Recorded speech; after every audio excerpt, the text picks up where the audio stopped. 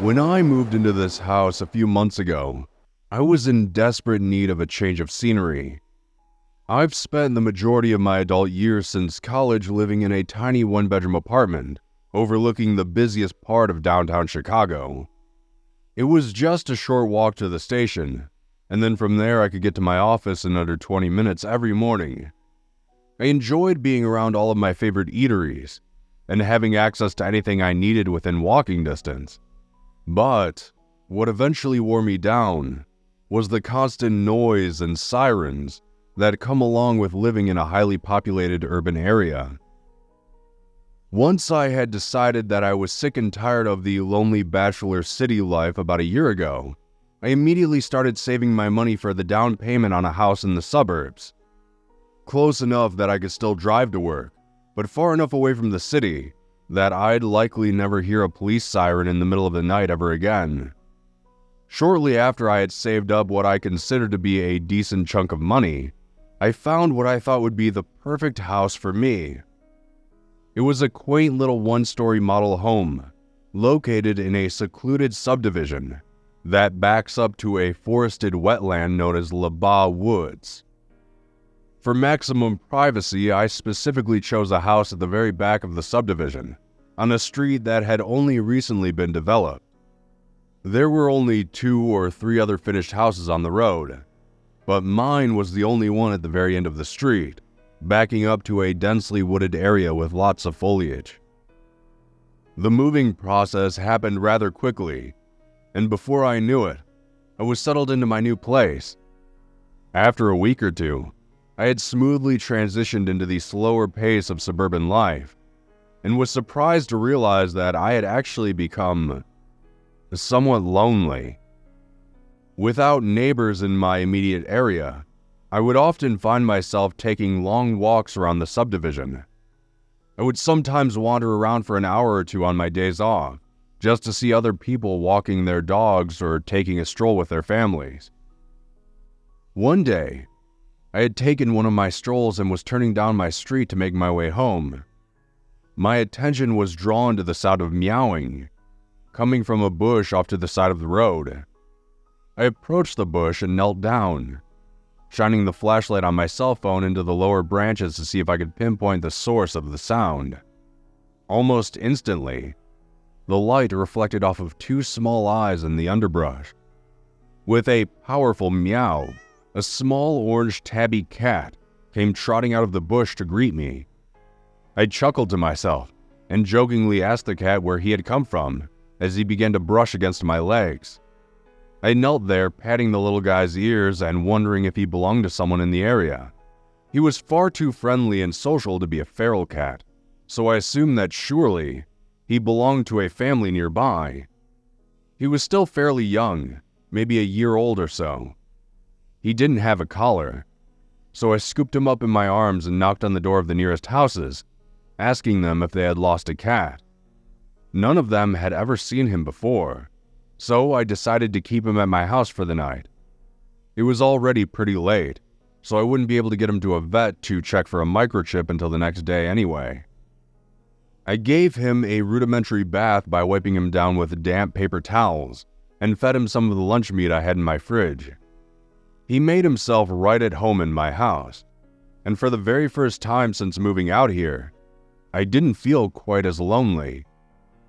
In fact, a part of me dreaded taking him to the vet in the morning and finding out that he actually had a family that he needed to be returned to.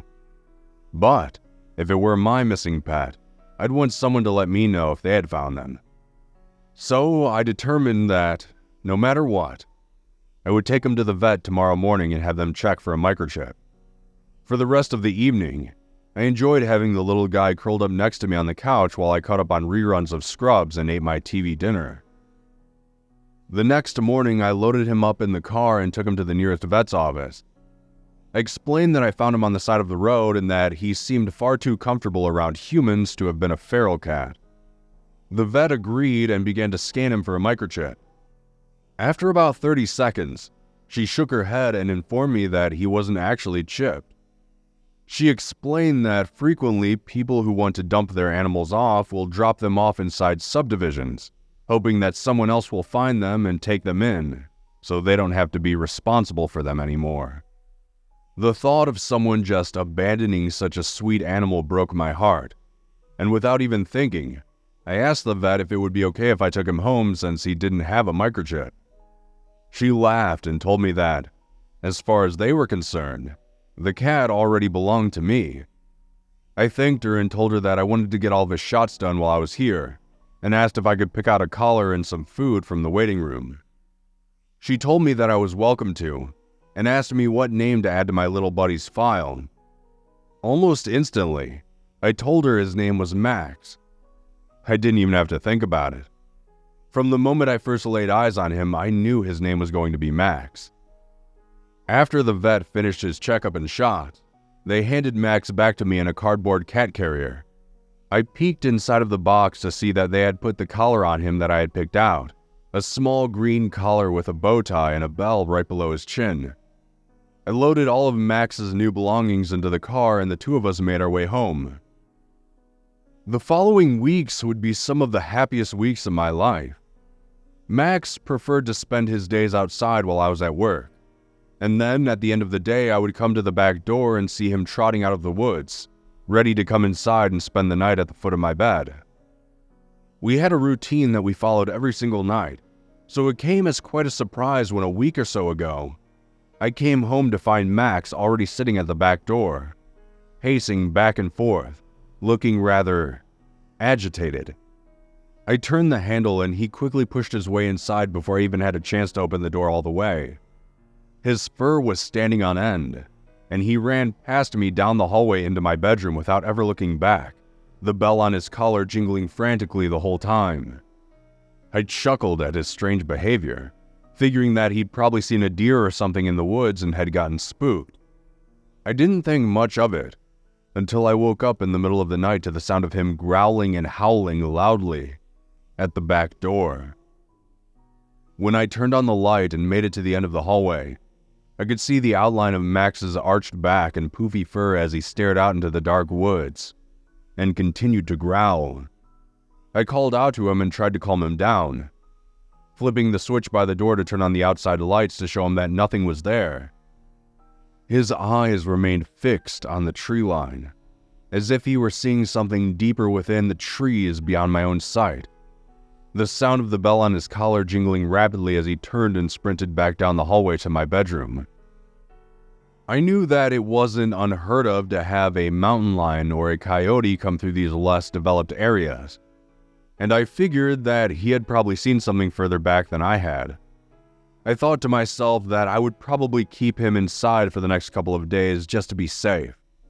Then I turned and followed him back to the bedroom, closing the door behind me, so that he wouldn't wander back to the back door and get himself worked up again.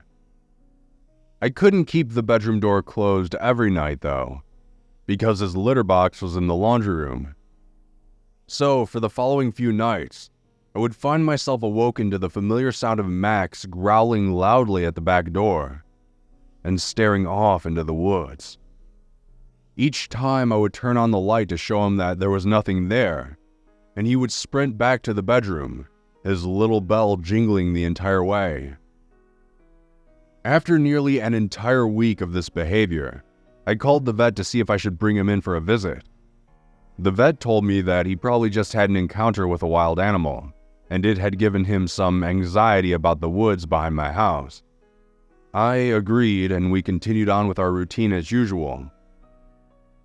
Tonight, I woke up to the sound that I had become accustomed to of Max being worked up and growling loudly outside my bedroom. I sighed and began to make my way out there to calm him down, so numb to the occurrence that I didn't even bother turning on the hallway light. Half awake, I rubbed my eyes and called out to Max, telling him that it was okay to come back to bed.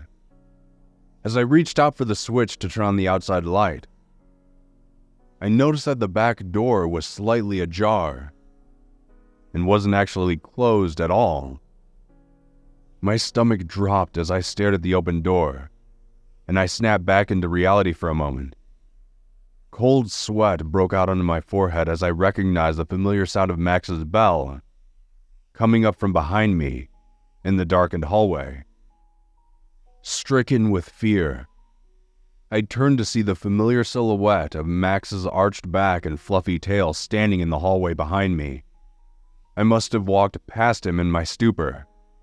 It didn't take long for me to realize that I was still hearing the sound of Max's growling. But this time, he wasn't staring at the back door. He was staring into the darkness of my bedroom. My throat closed and my heart pounded as my eyes adjusted to the darkness. And for the first time, I could see what Max had been growling at all this time. Just beyond the doorway, standing off to the side of my bed in the corner of the room, was the looming figure of a grotesque creature staring back down the hallway at me. Its limbs seemed to contort in unsettling ways. Long, stringy white hair clung to its scalp, and beady black eyes locked with mine. Paralyzed, I heard the sound of Max's bell as he turned and began to run towards me in the back door, a sound that indicated that I should do the same. I turned and scooped up Max in my arms as I fled out of the back door, never looking back to see if I was being pursued. I ran down the road to the neighbor's house and asked to use their phone to call the police. A while later, they came to investigate the house. They never found evidence of anyone inside, but they did confirm that the back door had been forced open by something outside. I don't know what to think about what happened to the two of us, but I think that starting today, Max and I are going to start looking for somewhere else to live.